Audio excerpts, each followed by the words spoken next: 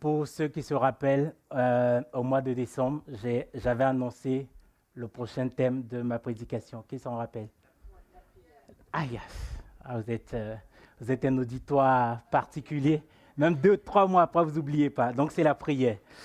Et en fait, en préparant la prédication de ce matin, je me suis dit, c'est quand même bizarre que depuis que je suis programmé au culte à Clama, que je ne vous ai jamais parlé de prière. Et même moi, ça m'a choqué. Vous connaissez tous mon cœur pour la prière. Mais je crois que le Seigneur avait d'autres messages pour l'Église. Et étant obéissant au Seigneur, pendant toutes ces années, depuis 2022 maintenant, je n'ai pas parlé de prière, j'ai parlé d'autres choses. Mais je crois que maintenant, les vannes sont ouvertes pour la prière. Et je ne sais pas, ayez le moral, ayez le courage. Je pense que toutes mes prochaines prédications seront sur la prière. Et je ne sais pas jusqu'à quand. Voilà, donc soyez prêts. Amen. Voilà, pour la gloire de Dieu. Donc ce matin, ça n'a pas été évident de circonscrire tout ce que je vais vous dire ce matin sur la prière, mais toujours obéissant au Seigneur, j'ai quelques éléments seulement. Ça sera plutôt une introduction et vous comprendrez pourquoi ce sera une introduction. D'abord, la question que je vous pose, est-ce que quelques personnes peuvent me définir ce que c'est que la prière pour elles? Il n'y a pas de mauvaise réponse. C'est quoi la prière? C'est quoi prier? Parler à Dieu, dialoguer. Et il n'y a que ici qui répond. Être en relation avec Dieu, écouter, supplier Dieu. OK. Intercéder. Ah, ça fait beaucoup. C'est bon? Vous m'entendez toujours? OK. D'accord.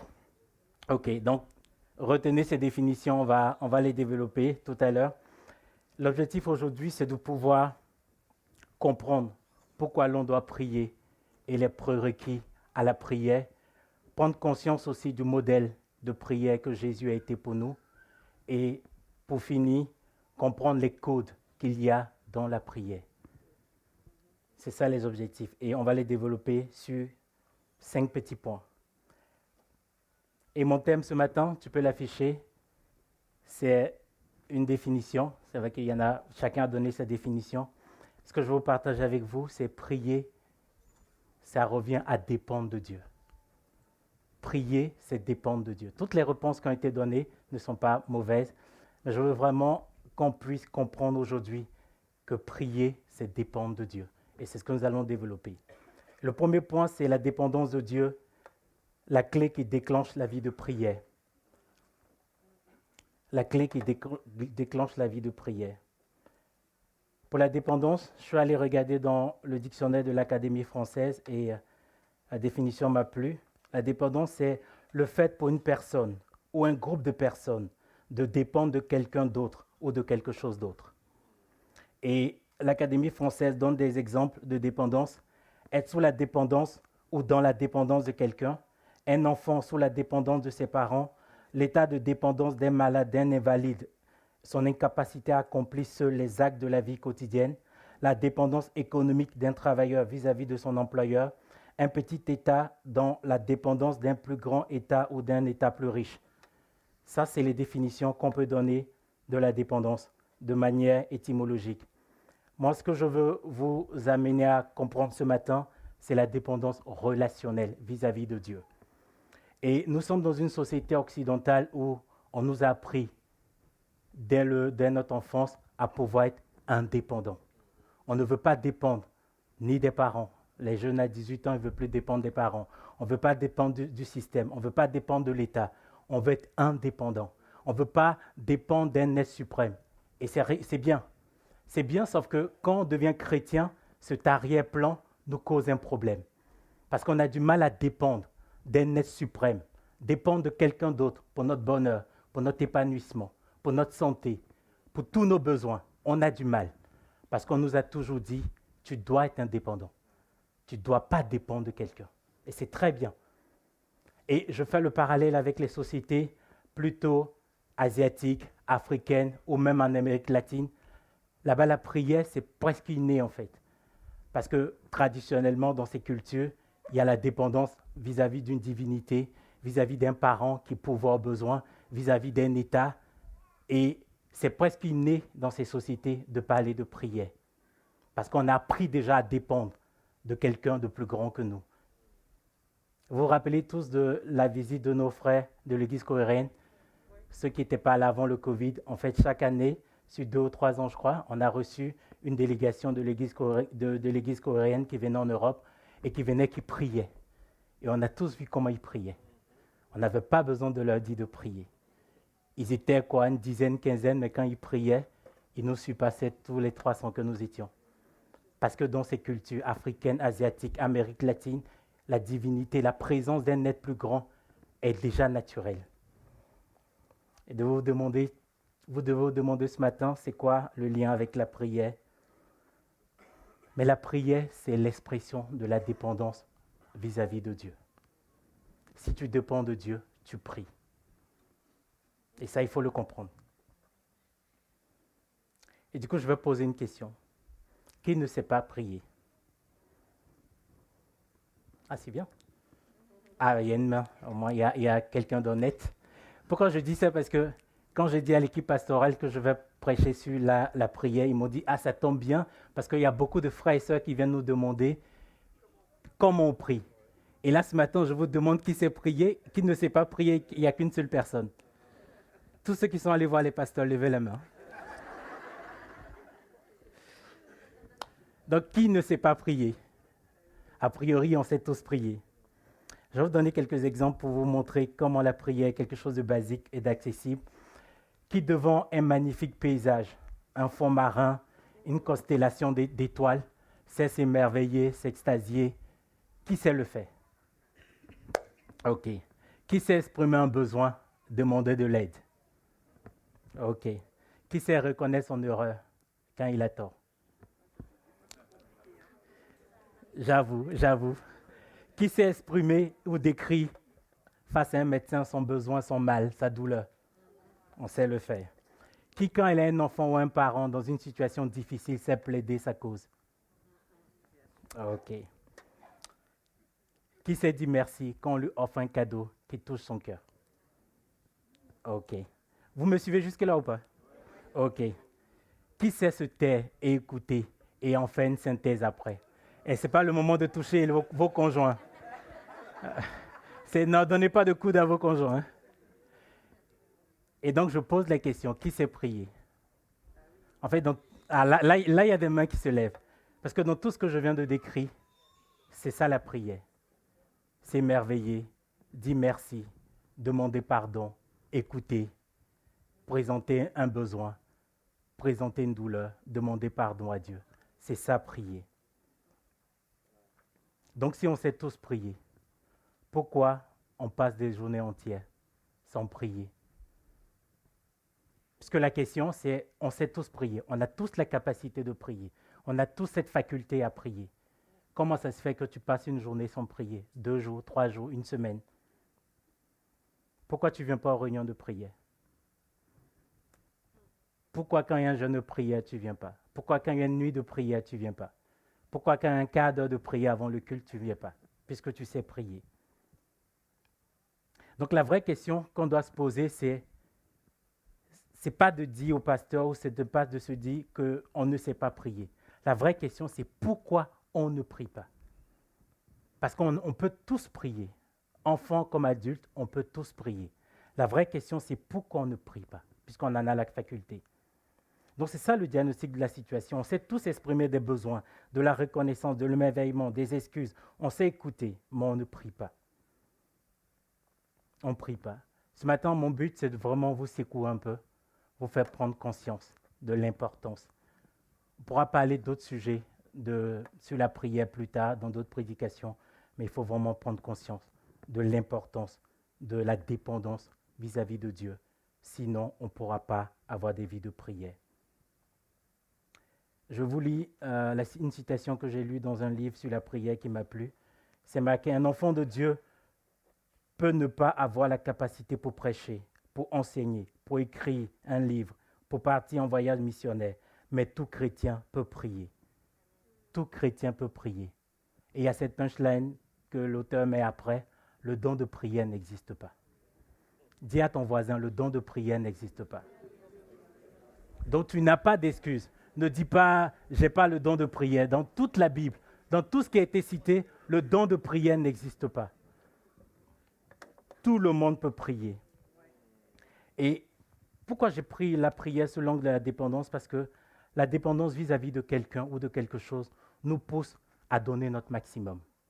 On veut faire tout pour plaire à la personne. On veut passer du temps, on met notre énergie, on met notre aspiration, on cherche à réaliser des choses. Et c'est ce qu'il faut. Et l'homme et la femme, l'homme avec grand H, la femme, si vous voulez, est un être qui a besoin de dépendre de quelqu'un ou de quelque chose. Ce matin, c'est clair, il n'y a personne, humainement, on a besoin de dépendre. Soit tu dépends de Dieu, ce que je te souhaite et ce qu'on veut ce matin, soit tu vas dépendre de quelque chose d'autre. Ça peut être tes loisirs, ça peut être le sport, ça peut être ton travail, ça peut être un conjoint et ça peut malheureusement être des addictions. L'être humain a besoin de dépendre de quelque chose. Celui qui me dit qu'il dépend de rien ce matin, je te dis, tu es un menteur. Avec tout l'amour que j'ai pour toi. Parce que humainement, l'homme est fait comme ça. L'homme est fait pour dépendre de quelque chose. Et de quoi tu dépends ce matin? Si tu veux avoir une vie de prière, tu dois dépendre de Dieu. Je dis qu'on va voir le modèle de dépendance de Dieu le Fils par rapport à Dieu le Père. C'est le deuxième point. Le deuxième point que je veux qu'on aborde ce matin, la dépendance de Jésus vis-à-vis de Dieu le Père. On va lire quelques portions de l'Écriture. Dans Jean 14, verset 11, il est dit, Jean 14, verset 11, « Croyez-moi, je suis dans le Père et le Père est en moi. Croyez du moins à cause de ses œuvres. » Là, c'est peut-être une interdépendance. Je suis dans le Père et le Père est en moi. Et Jean 14, verset 28, plus loin, il dit, « Vous avez entendu que je vous ai dit, je m'en vais et je reviens vers vous. Si vous m'aimez, vous vous réjouirez de ce que je vais au Père, car le Père est plus grand que moi. » Ici, Jésus indique clairement la dépendance du Fils par rapport au Père. Jean 5, verset 17, il dit, « Mon Père agit. Mon Père agit. » Retenons ici la notion de Père. Je bénis Dieu pour la conduite du Saint-Esprit. Je n'ai pas parlé à Mireille. Elle a parlé de l'image du Père. On va le développer tout à l'heure, mais retenez. Jésus, quand il parle, dit « Mon Père agit. Moi aussi, j'agis. » Il y a cette dépendance-là vis-à-vis du Père. Si on veut parler de la vie de prière de Jésus, Jésus, depuis son baptême jusqu'à la croix, jusqu'à son dernier souffle, il était en train de prier. Rappelez-vous, ces dernières paroles à la croix, « Pardonne-leur car ils ne savent pas ce qu'ils font. » Même jusqu'à la fin, Jésus était en prière. Il priait, il parlait à Dieu. Toute la vie de Jésus est une vie de prière. Mais je veux qu'on puisse quand même lire quelques passages parce que c'est évident de dire que Jésus a une vie de prière. Mais comme le pasteur Fabrice l'a dit, c'est bien de le voir écrit dans la parole. Ça nous interpelle. Donc je vais lire rapidement avec vous. Ça ne va pas s'afficher, je crois. Mais pour ceux qui notent, ça sera assez rapide. Dans Luc 3, verset 21, « Tout le peuple se faisait baptiser. Jésus fut aussi baptisé. Et pendant qu'il priait, le ciel s'ouvrit. » Jésus priait. Après un jour de miracle, Jésus se met à prier. Dans Luc 5, versets 15 à 16, sa renommée se répandait de plus en plus. Et les gens venaient en foule pour l'entendre et pour être guéris de leur maladie. Et lui se retirait dans les déserts et y priait. Priait même avant de choisir ses disciples. Dans Luc 6, versets 12 à 13. En ce temps-là, Jésus se rendit sur la montagne pour prier. Il passa toute la nuit à prier. Et quand le jour parut, il appela ses disciples et il en choisit 12.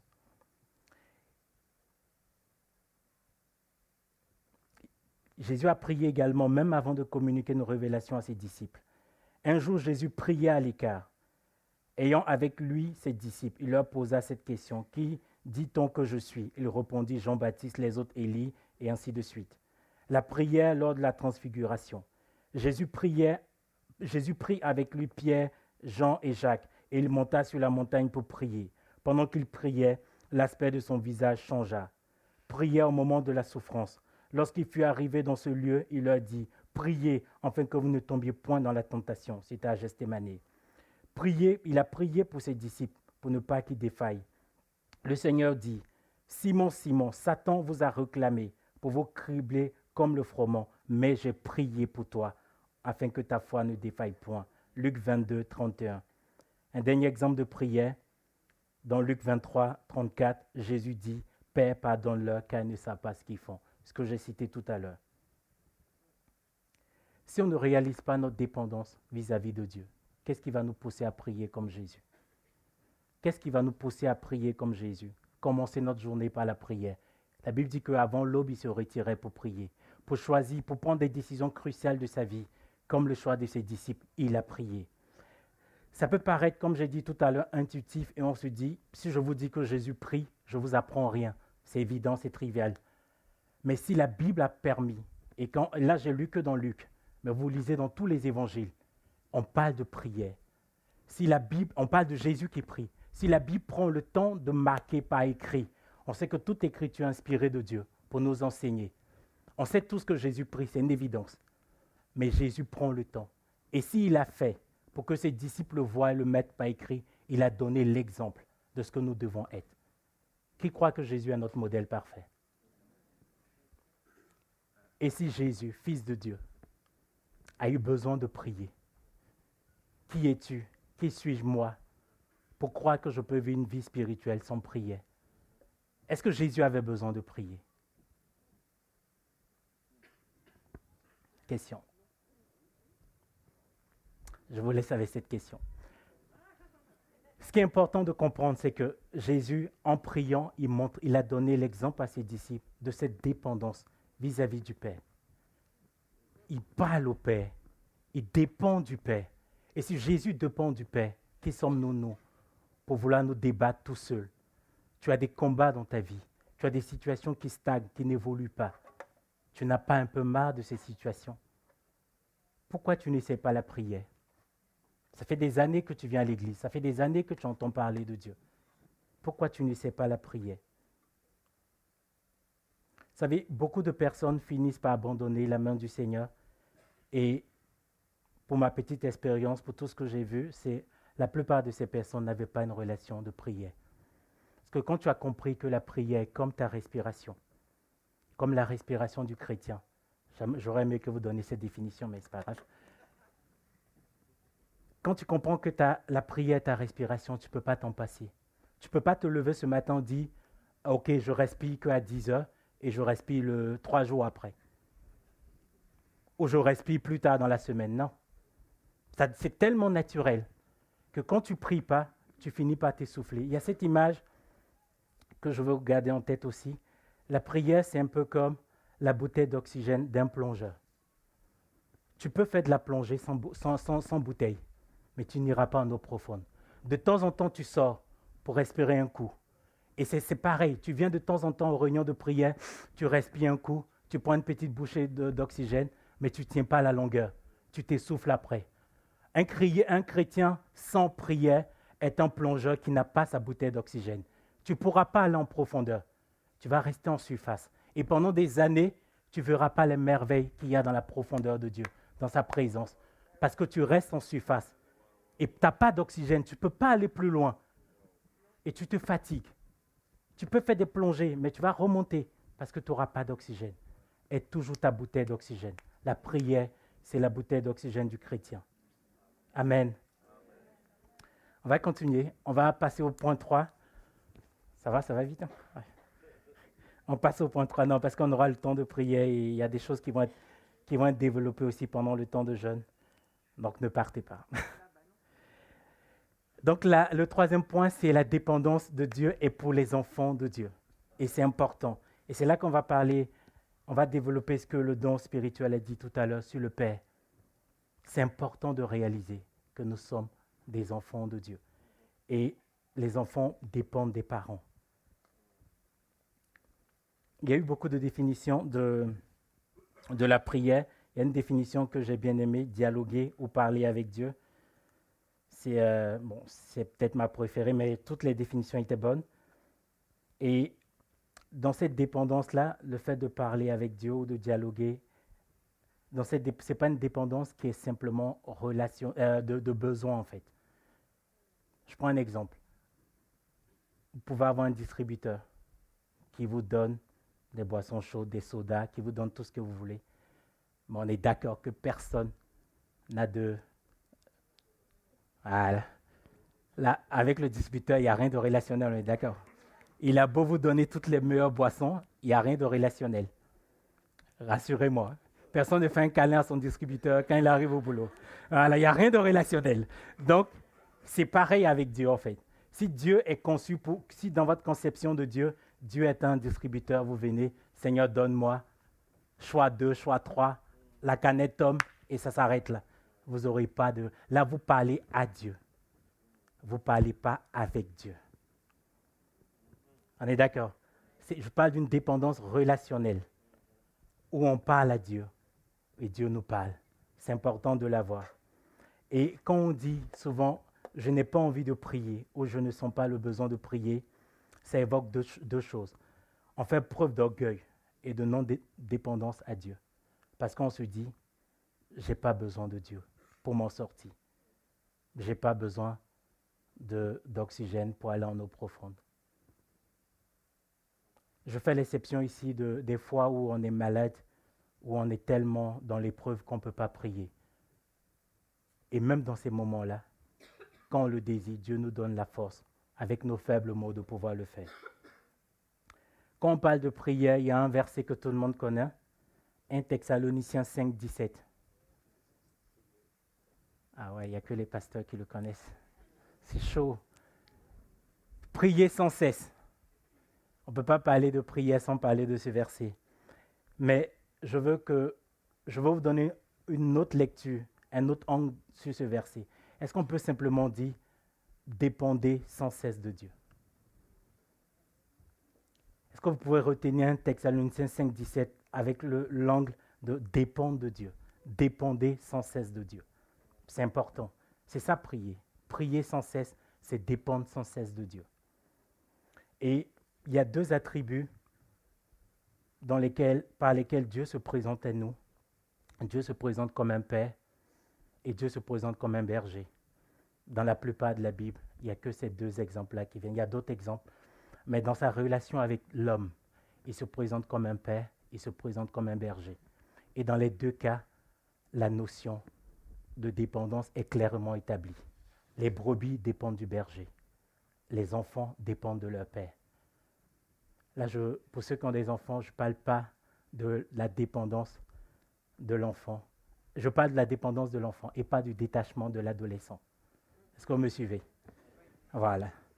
Ce que Dieu veut, Dieu ne nous a pas appelés ces adolescents. Parce que nous qui sommes parents, on comprend que les enfants, tu peux leur faire des bisous, des câlins devant la cour de l'école. Ça marche jusqu'à un certain âge.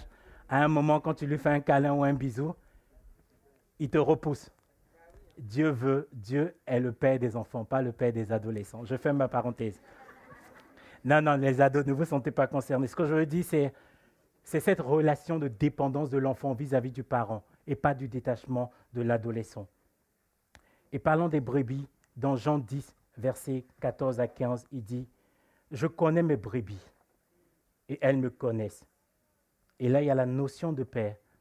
J'aime vraiment ce passage. Je pense que c'est vraiment important de voir les deux angles sur lesquels Dieu nous parle en tant que berger et en tant que père. Il dit, je connais mes brebis et elles me connaissent, comme le Père me connaît. Rappelez-vous de la dépendance de Jésus vis-à-vis du Père. Comme le Père me connaît et comme je connais le Père, je donne ma vie pour mes brebis. Dieu est ton Père. Je dis que la dépendance est pour les enfants de Dieu. Et j'insiste encore sur le don spirituel qu'on a reçu tout à l'heure. Je ne sais pas quelle est l'image du Père que tu as reçu. Je bénis Dieu qui m'a dévancé dans cette prédication. Mais ne prends pas l'image de ton Père céleste pour recalquer sur, de ton Père terrestre pour recalquer sur ton Père céleste. Merci, vous suivez. Parce que ton Père céleste est infaillible, comme on l'a entendu. Ton Père terrestre peut avoir fait des erreurs. Et quand on te dit ce matin que Dieu est ton Père, peut-être que ça sonne faux dans ton esprit. Parce que tu fais le rapport. Mais il n'est pas un homme. Il est bien au-delà. Il est important. Je bénis Dieu pour nos moniteurs de l'école de dimanche, pour le travail qu'ils font avec les enfants. Mais il est important de présenter Jésus et Dieu comme un père à nos enfants, pour que dès leur jeune âge, ils puissent établir cette relation de dépendance vis-à-vis de Dieu. Important aussi pour les frères et sœurs qui font les premiers pas pour les cours de baptême. Merci pour ce que vous faites. Mais présentons aussi aux nouveaux dans la foi cette relation de paix. Parce qu'on ne peut pas avoir de vie de prière si on ne réalise pas que Dieu est notre Père et qu'on dépend de lui. Jésus priait parce que Dieu était son Père. Amen. On a besoin de prier. Psaume 103, verset 13 dit « Comme un père a compassion de ses enfants, l'Éternel a compassion de ceux qui le craignent. » Dieu a compassion de toi. Il a compassion de toi, il est avec toi. Ne le rejette pas, ne rejette pas l'amour du Père, ne rejette pas Dieu, car tu en as besoin et ça va déclencher ta vie de prière. Dans Matthieu 6, verset 9, Matthieu 6, verset 9, c'est les disciples qui s'étaient approchés de Jésus pour apprendre à prier. Et Jésus leur dit, voilà donc comment vous devez prier, notre Père qui es aux cieux. Notre Père. Tout est là, tout réside dans notre Père. Notre Père qui est aux cieux. Tout à l'heure, dans la Sainte Seine, le frère Henri a parlé de berger. L'Éternel est mon berger, dans le psaume 23. Ça m'a réjoui aussi. Je ne vais pas trop tarder dessus puisqu'il en a parlé déjà. Mais vous savez, dans le psaume 23, ce qui se passe, c'est que quand vous relisez le psaume 23, c'est marqué « L'Éternel est mon berger », 2 points. Et après, ça découle. En fait, tout ce qu'il a dit, il me fait reposer dans le verbe pâturage, tout. En fait, tout dépend du fait qu'il est notre berger. Si Dieu n'est pas ton berger, si tu en es l'Éternel est mon berger, tout ce qui coule après est faux. En fait, tout découle du fait que Dieu est ton berger. Si tu considères l'Éternel comme ton berger, il te conduira dans des verts pâturages. Si en tant que brebis, tu dépends de ce berger, il te conduira vers des eaux paisibles. Il restaurera ton âme. Mais si tu ne reconnais pas en Dieu cette relation de dépendance de la brebis vis-à-vis du berger, le psaume 23 n'a aucun sens. Et le bonheur et la grâce ne t'accompagneront pas tous les jours de ta vie. Tu as besoin de dépendre de Dieu. L'Éternel est mon berger. Relisez, l'Éternel est mon berger, 2 points, et tout le reste découle. S'il n'est pas ton berger, tout le reste, il n'y a pas de suite logique. Et c'est de ça qu'il s'agit. Avoir Dieu pour berger, le reconnaître comme notre Père. Quand Jésus enseigne à ses disciples, il commence par leur dire, l'Éternel, notre Père qui est aux cieux. C'est tout, notre Père. C'est la clé de départ d'une vie de prière, de reconnaître notre relation d'enfant de Dieu vis-à-vis de Dieu le Père. Et on continue.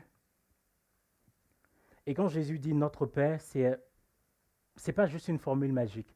C'est ce qu'il faisait lui-même. On l'a lu tout à l'heure. Père, je te rends grâce. Père, pardonne. Père. Jésus s'adresse à Dieu en parlant de Père.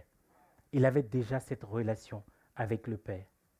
Matthieu 18, versets 2 à 3 dit, Jésus ayant appelé un petit enfant, le plaça au milieu d'eux et dit, je vous dis en vérité, si vous ne vous convertissez pas et vous ne devenez pas comme les petits enfants, vous n'entrerez pas dans le royaume des cieux. Comme les petits enfants, vous n'entrerez pas dans le royaume des cieux. Plus tard, dans Matthieu 19, verset 14, il dit, laissez les petits enfants et ne les empêchez pas de venir à moi, car le royaume des cieux est pour ceux qui leur ressemblent. Notre Père qui est dans les cieux, il a un royaume dans les cieux, et ce royaume appartient aux enfants. C'est vraiment important. J'ai parlé tout à l'heure du fait qu'on a besoin, on est dans une société où il y a ce besoin d'indépendance. C'est très bien. Mais sur le plan spirituel, on a besoin de dépendre de Dieu. On a besoin d'être des enfants, parce que le royaume des cieux appartient à ceux qui... L'enfant, c'est celui qui dépend de ses parents. Je parlais de dépendance tout à l'heure, définition de dépendance. L'enfant dépend des parents. On a besoin de dépendre. On a vraiment besoin de dépendre de Dieu, sinon on ne pourra pas avoir de vie de prière. La dépendance de Dieu est prouvée par une vie de prière. La seule preuve. Et comment on sait qu'on ne dépend pas de Dieu? Et comment on sait quand on dépend de Dieu plutôt? Si tu dépends de Dieu, la première des choses, ta priorité quand tu te réveilles, c'est la prière. Quand tu es attaqué, ton premier réflexe, c'est la prière. quand tu reçois une bénédiction, ton premier reflet, c'est la prière, c'est de rendre grâce à Dieu. Si ton premier reflet dans ces situations que je viens de citer, ce n'est pas la prière, alors tu ne dépends pas de Dieu. Tu ne dépends pas de Dieu, tu dépends d'autre chose. Et on a besoin de dépendre de Dieu. Et la dépendance de Dieu n'a rien à voir avec la maturité spirituelle. Parce que souvent, dans le monde dans lequel on vit, être dépendant, c'est faire preuve de maturité. Mais dans le monde spirituel, dépendre de Dieu, ce n'est pas faire preuve d'immaturité. Est-ce qu'on dira que Jésus était immature spirituellement? Il dépendait de Dieu. La dépendance spirituelle vis-à-vis de Dieu n'est pas une preuve d'immaturité, mais au contraire, c'est une preuve de maturité. Quand tu arrives à un point où tu sais que Dieu est ton berger et que tu dépends totalement de lui, alors tu es mature spirituellement. Donc ne confondons pas l'indépendance dans la vraie vie et l'indépendance spirituelle. Amen. Vous êtes toujours là ou pas? Ok. Je vous laisse quelques versets avant de passer au troisième point, quelques versets, au quatrième point, merci. Ah ouais, dans 2 mois, vous allez me rappeler tout ça. Avant de passer au quatrième point, quelques versets pour vraiment vous encourager à réaliser que nous sommes des enfants de Dieu et on a besoin de l'aide. Et Jésus est le premier-né de cette fratrie et lui, il a donné l'exemple. Dans 1 Jean 3, verset 1, il dit « Voyez de quel amour le Père nous a témoigné pour que nous soyons appelés enfants de Dieu. Et nous le sommes. Si le monde ne nous connaît pas, c'est qu'il ne l'a pas connu. » Et j'insiste encore dessus, Dieu t'aime, tu es son enfant. Il est ton Père. Je pense que le don spirituel n'était pas en vain. Si ça parle à quelqu'un ce matin, Dieu est ton Père. Romains 8, versets 15 à 16. Vous avez reçu un esprit d'adoption par lequel nous crions « Abba Père ». Dieu est ton Père. L'Esprit lui-même rend témoignage à notre esprit que nous sommes enfants de Dieu. Je veux vraiment qu'on prenne conscience de cela, c'est important. Et je termine avec 2 Corinthiens 6, 18. 2 Corinthiens 6, 18. Je serai pour vous un père et vous serez pour moi des fils et des filles. C'est de ça qu'il s'agit. Seront pour Dieu des fils et des filles. Amen. On passe au quatrième point. Donc le quatrième point, c'est la dépendance vis-à-vis du monde spirituel. On aura l'occasion d'aller, c'est un point sur lequel je ne vais pas trop insister, on aura l'occasion d'aller plus loin parce que la réalité du combat spirituel nécessite qu'on prenne plus de temps pour en parler. Mais on va vraiment évoquer, parce que c'est important de prendre conscience dès maintenant. L'une des ruses du diable, c'est d'amener le chrétien à banaliser la réalité du monde spirituel. Et ça permet au diable d'opérer librement. Je prends des exemples. Dans la journée, tu es assailli par de mauvaises pensées. Tu es dans des situations où tu perds ton contrôle, où ta colère explose. Et à un moment, tu dis, non, c'est plus fort que moi. En fait, quand tu dis c'est plus fort que toi, tu réalises qu'il y a une force, il y a quelque chose qui t'influence. Et il y a cette réalité spirituelle-là qui est là. Il y a des situations dans lesquelles on est, des blocages, des choses dans lesquelles on retombe à chaque fois, des situations qui nous arrivent et on dit, non, ce n'est pas de chance. On pense que c'est juste des fâcheuses situations, circonstances de la vie. On ne réalise pas qu'il y a une réalité spirituelle qui est là. Je ne veux pas vous faire peur, mais il faut prendre conscience que dépendre de Dieu, c'est parce qu'il y a un monde spirituel. Autant Dieu est notre Père et qu'il nous veut du bien, autant l'autre est notre ennemi et il veut tout le contraire de ce que Dieu nous veut. Autant Dieu prouve son amour par sa grâce, par sa faveur, autant l'autre, il fait tout. L'autre dont je parle, c'est le diable. Donc, voilà, suivez-moi bien. Et souvent, on dit, moi, je ne crois que ce que je vois. J'entends souvent des gens dire ça, et même souvent à l'église, en fait. Mais, vous savez, le virus du Covid nous a rappelé que ce qu'on ne voit pas, c'est ce qui détermine, et c'est ce qui influence ce qu'on voit. Un virus qu'on ne voit pas à l'œil nu, il a mis toute l'humanité à genoux. Si tu veux dépendre que de ce que tu vois, en fait, tu ne réalises pas que ce que tu ne vois pas est plus grand que ce que tu vois. Et ce que tu ne vois pas, c'est ce qui influence. C'est ce qui influence. Nous sommes nous-mêmes créés par des choses qu'on ne voit pas. Toi et moi, on existe par des choses qu'on ne voit pas. Donc si tu veux limiter ta vie à ce que tu vois, tu passes à côté. Parce que ce que tu ne vois pas est plus grand que ce que tu vois. Est-ce que vous me suivez? Amen. Hébreux 11, verset 3 dit, « C'est par la foi que nous connaissons que le monde a été formé par la parole de Dieu, en sorte que ce qu'on voit n'a pas été fait de choses visibles. » Ce qu'on voit n'a pas été fait de choses visibles. Il y a une réalité du monde spirituel qu'il faut prendre. On a besoin de dépendre de Dieu parce qu'en face, on a un adversaire. En face, on a quelqu'un qui nous veut pas du bien. Et on a besoin de prendre connaissance de cette réalité. Et le diable veut briser cette relation de dépendance avec Dieu. Parce qu'il sait que si Dieu est notre berger, même qu'on va marcher dans l'ombre de la vallée de la mort, on ne va rien craindre.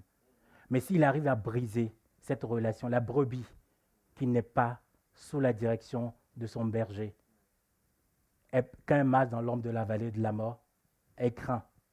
Elle craint beaucoup de mal. Parce que le berger ne sera pas là pour la défendre. Tu marches dans l'ombre de la vallée de la mort, tu ne crains rien parce que ton berger est là. Parce que tu établis cette relation. Mais la brebis qui va s'égarer dans l'ombre de la vallée de la mort, elle craint la mort. Parce que le berger ne sera pas là pour la secourir. Et c'est ce que le diable veut. Briser cette relation entre nous et tu ne pries pas, tu ne dépends pas de Dieu. Et tu vis ta vie. Et il est content. Et dans le monde spirituel, il fait des choses. Tes journées se passent. Tu as des chaos dans ta vie. Tu as des situations dans ta famille. Et tu trouves que c'est normal. Oh, c'est pas de chance. Oh, c'est comme ça. De ma famille, c'est comme ça. De génération en génération. Et tu trouves que c'est normal. Parce que tu ne prends pas conscience de cette réalité spirituelle. Et une fois qu'il arrive à te faire croire que tu n'as pas besoin, qu'il n'y a pas de monde spirituel, tout est beau, tout le monde est gentil, tout le monde est beau. Et là, tu as déjà perdu. Jésus, en parlant de Dieu, dans Jean 4, 24, dit « Dieu est esprit ». Jésus même dit que Dieu est esprit. Jésus dit à ses disciples qu'il y a une réalité spirituelle. Il n'y a pas que le visible. Et 2 Corinthiens 5, 7, quand Paul parle, il dit « Car nous marchons par la foi et non par la vue ». Arrête de marcher par la vue. Arrête de marcher par ce que tu vois. Parce que ce que tu vois, c'est rien par rapport à ce que tu ne vois pas. Jacques 4, verset 7 dit « Soumettez-vous donc à Dieu, résistez au diable, et il fuira loin de vous. » Je vais vous donner une autre lecture encore de ce verset. « Dépendez donc de Dieu, résistez au diable, et il fuira loin de vous. » Dépendez donc de Dieu, résistez au diable, et il fuira loin de vous.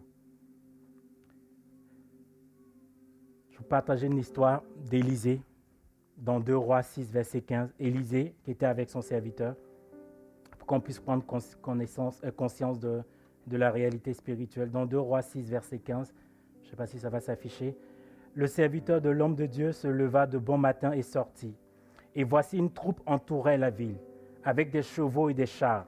Et le serviteur dit à l'homme de Dieu, « Ah, mon Seigneur, comment ferons-nous » Il répondit, « Ne crains point, car ceux qui sont avec nous sont plus grands que ceux qui sont... Ne crains point, car ceux qui sont avec nous sont en plus grand nombre que ceux qui sont avec eux. » Amen. Élisée pria et dit, « Éternel, ouvre ses yeux pour qu'il voie. » C'est dans la prière qu'on voit ces choses-là. Et l'Éternel ouvrit les yeux du serviteur. Il vit la montagne pleine de chevaux et de chars de feu autour d'Élisée.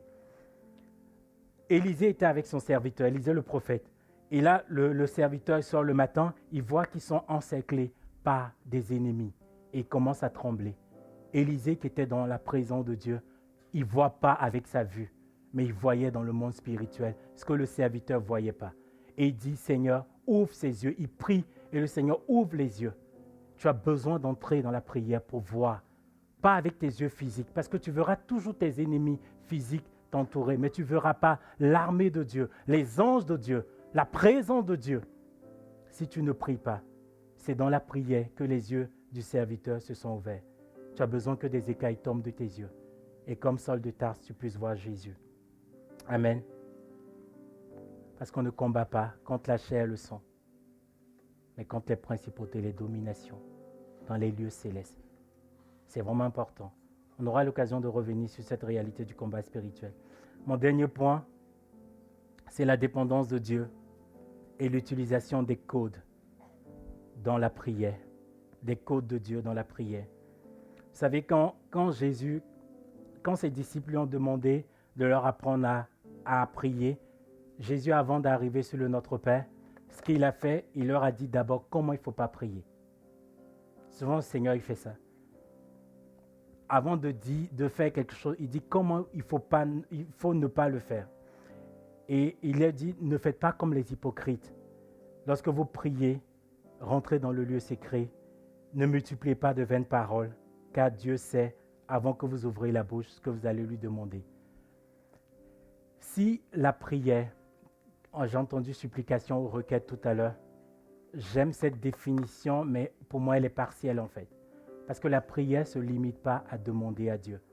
Parce que si la prière se limite à demander à Dieu, Jésus, avant de leur enseigner, il leur a dit comment il ne faut pas prier. Il leur dit, votre Père céleste sait avant vous tout ce dont vous avez besoin. Donc si la prière se limite à lister des besoins, ça ne sert à rien. Puisque Dieu sait déjà avant. Est-ce que vous me suivez? Avant que tu viennes demander à Dieu, penses-tu qu'il ne sait pas? Il sait ce dont tu as besoin. La prière, ce n'est pas juste une liste de courses. Sinon, c'est réducteur. Et on revient dans la relation avec le distributeur. Et ce n'est pas ce que Dieu veut. Et si on prie aussi pour impressionner les gens, et si on traite la prière comme une simple case à cocher chaque matin, ce n'est pas ce que Dieu veut. Il veut que tu rentres dans l'intimité avec ton Père. Et ton Père, dans le lieu secret, te verra. On va revenir plus en longueur sur cette partie dans le temps de jeûne. La prière est toujours et doit être toujours une conversation dynamique avec Dieu. Et lorsqu'on réalise, la prière n'est plus un fardeau. Ça devient un cadre libérateur dans lequel on est tellement bien et on vient tous les jours. Et je disais que mon point, c'est de parler des codes. La prière est une communication avec Dieu. Quelqu'un l'a dit, dialogue et tout. Et dans chaque communication, il y a des codes. Il y a des codes. Et on va voir quelques codes. Il y en a plusieurs. J'ai retenu 2 ce matin. Le premier code, c'est la sanctification. On ne peut pas prétendre vivre comme on veut dans le péché et avoir une vie de prière. Ce n'est pas possible. Ésaïe 1, verset 15 dit, « Quand vous étendez vos mains, je détourne mes yeux. Quand vous multipliez les prières, je n'écoute pas. » Il parlait du peuple qui vivait mal. Il dit, « Votre main est remplie de sang. » Ésaïe 59, verset 1 à 2 dit, « La main de l'Éternel n'est pas trop courte pour sauver, ni son oreille trop dure pour entendre. Mais ce sont nos crimes qui mettent une séparation entre vous et votre Dieu. Ce sont vos péchés qui vous cachent sa face et l'empêchent de vous écouter. » La prière, c'est une communication, c'est un dialogue avec Dieu. Et le premier code, c'est la sanctification. Ton péché empêche Dieu de t'écouter. Tu pries souvent, tu dis, je demande des choses à Dieu, il n'y a rien qui se passe dans ma vie. Je prie, il n'y a rien qui se passe. Mais il y a un code. Dieu a donné des codes pour communiquer avec lui. Et Dieu est juste dans toutes ses ordonnances. Si tu ne respectes pas les codes de Dieu, ne t'attends pas. Il dit que tes péchés l'empêchent de t'écouter. À quoi ça sert de multiplier les paroles si tu vis dans ta vie de péché? À quoi ça sert de multiplier tes prières? Il ne t'écoute pas. Il a donné ses codes. Le deuxième code, c'est la parole de Dieu. Proclamer la parole de Dieu quand on prie. Je dis que prier, c'est parler, c'est communiquer, c'est dialoguer avec quelqu'un. Et on est tous d'accord que quelles sont les personnes ici qui ont appris une langue étrangère? L'anglais, l'allemand, l'espagnol? Ok. On est d'accord que si je veux parler un coréen, j'ai besoin de parler coréen. Sinon, il n'y a pas de dialogue, il n'y a pas de communication. Et la parole de Dieu, c'est ça. La parole de Dieu, c'est ce dictionnaire de langue étrangère qui te permet de communiquer quand tu apprends une langue étrangère. Rappelez-vous de la prédication du pasteur David sur le fait de confesser la parole. Et tu ne peux pas dire que tu as une vie de prière si tu n'as pas le langage de Dieu, qui est sa parole. Tu ne peux pas parler avec un Coréen si tu ne parles pas coréen. Et c'est pareil aussi avec Dieu. Et quand on commence à apprendre une langue étrangère, au début, ce n'est pas facile. Et la prière, c'est pareil. Aujourd'hui, on a des gens qui prient 1 heure. Mais ceux qui prient 1 heure, ils ont commencé à prier 5 minutes, 2 minutes, 10 minutes, 15 minutes. Et c'est pareil avec l'apprentissage d'une langue étrangère. Au début, ce n'est pas évident. Au début, ce n'est pas évident. Ce n'est pas évident de prier. On n'arrive pas tous à prier 1 heure ou 2 heures. Au début, on tâtonne. C'est comme ça. Mais plus on se nourrit de la parole de Dieu, et plus on a le langage de Dieu, et plus on peut prier. Et plus tu lis un dictionnaire où tu apprends des mots dans une langue étrangère, et plus tu enrichis ton vocabulaire. Et tu deviens fluent. Et tu deviens, comment dire en français, courant. Voilà, tu deviens courant. Tu ne peux pas être fluent, tu peux pas parler couramment si tu ne pratiques pas. Et tous ceux qui ont appris une langue étrangère, on vous parle toujours de la pratique. Si tu ne pratiques pas la prière, tu ne prieras jamais.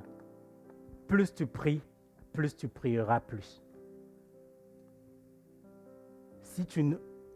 Celui qui dit « je ne sais pas prier », commence à prier 1 minute. 1 minute chaque jour.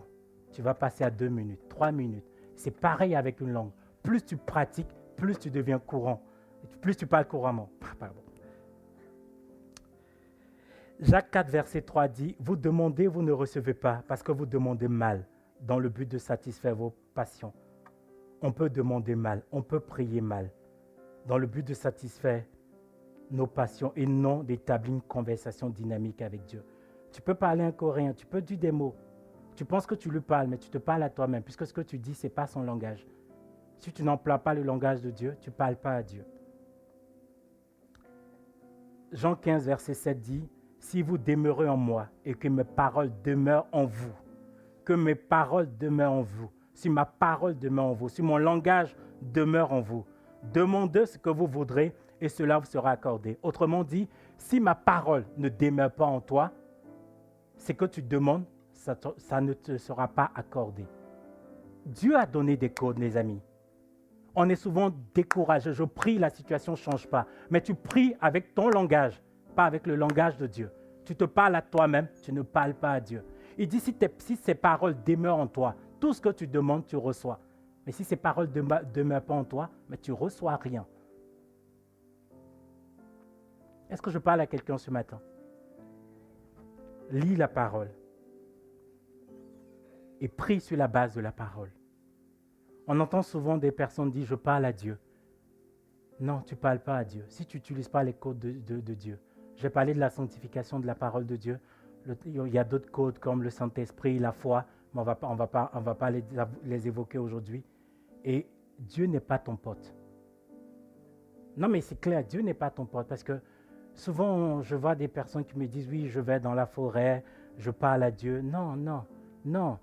C'est comme un psychologue. En fait, tu vides ton cœur, mais tu parles avec tes propres mots, tes propres émotions. Dieu a donné un langage.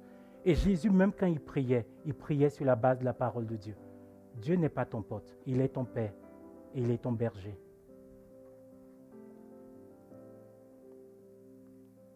Les disciples savaient prier.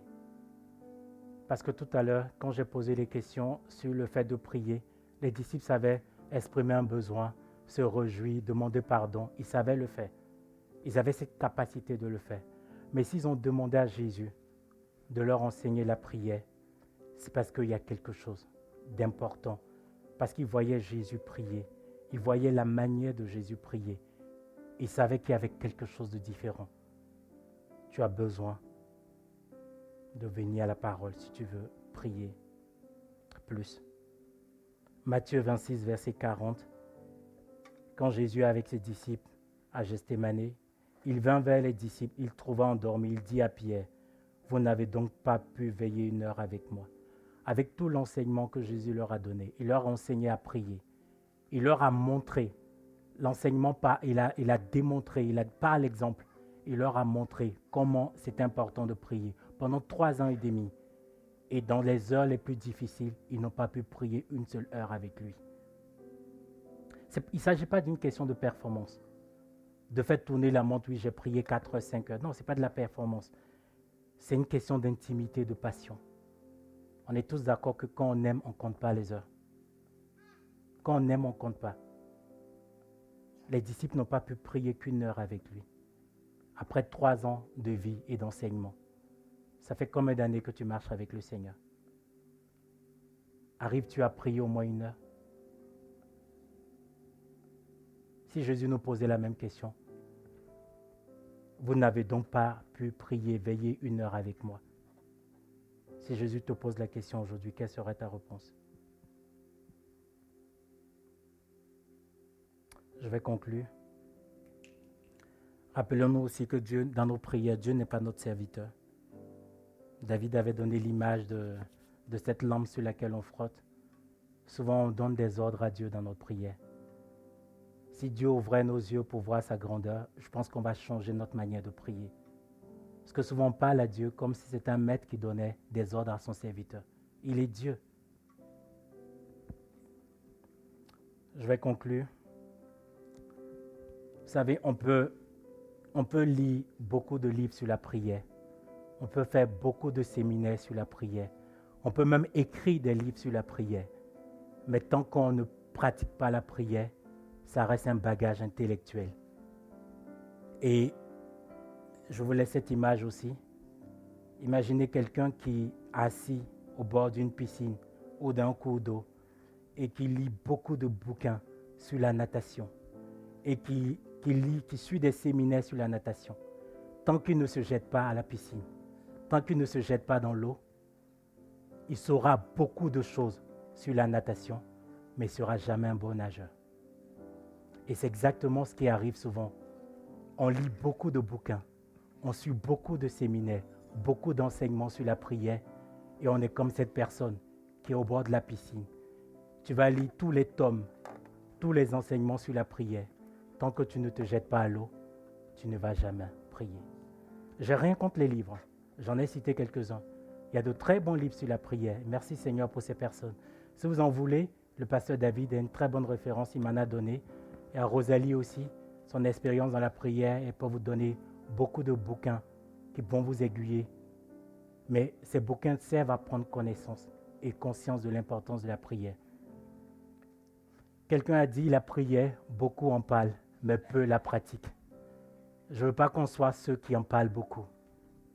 Je ne veux pas qu'on soit ceux qui en parlent beaucoup sans la pratiquer. Jésus, quand il enseignait à ses disciples, il a dit, dans Matthieu 6, verset 5, lorsque vous priez, au verset 5, au verset 6, il dit, quand vous priez, au verset 7, en priant. Vous suivez?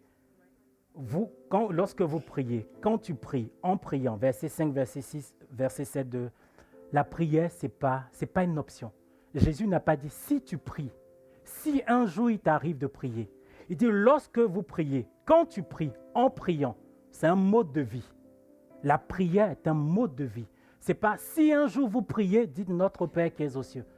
Quand tu pries, lorsque tu pries, ce n'est pas une option. Et ce qui est marrant, c'est que les disciples lui demandent d'enseigner sur la prière et dans la suite, au verset 16 et au verset 17, il fait la liaison entre le jeûne et la prière.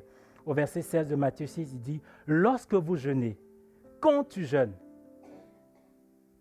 c'est un mode de vie. Le jeûne et la prière, alors que les disciples veulent enseigner sur la prière, Jésus va au-delà, il fait la liaison entre le jeûne et la prière. Et il ne met pas d'option. Il ne dit pas si un jour tu jeûnes, il dit quand tu jeûnes, lorsque vous jeûnez, ça fait partie du mode de vie du chrétien. Et ça tombe bien. Tout à l'heure, on a un jeûne et prière. Donc venez, la suite au jeûne et prière. Et je ne vais pas faire d'appel pour qu'on vienne prier, pour qu'on apprenne à prier, non. L'appel, c'est pendant le jeûne. Venez et nous allons prier. Amen. Je laisse la place à l'équipe de louange. Je termine en vous disant que dépendre de Dieu, on l'a compris. Si le Fils de Dieu a dépendu du Père, qui sommes-nous pour vouloir nous débrouiller tout seuls? Si la prière est notre premier réflexe, alors nous dépendons de Dieu. Et on aura une vie de prière fructueuse. Dans les moments difficiles, même quand ça ne va pas, Dieu nous pousse à prier. Car il dit sans lui, on ne peut rien.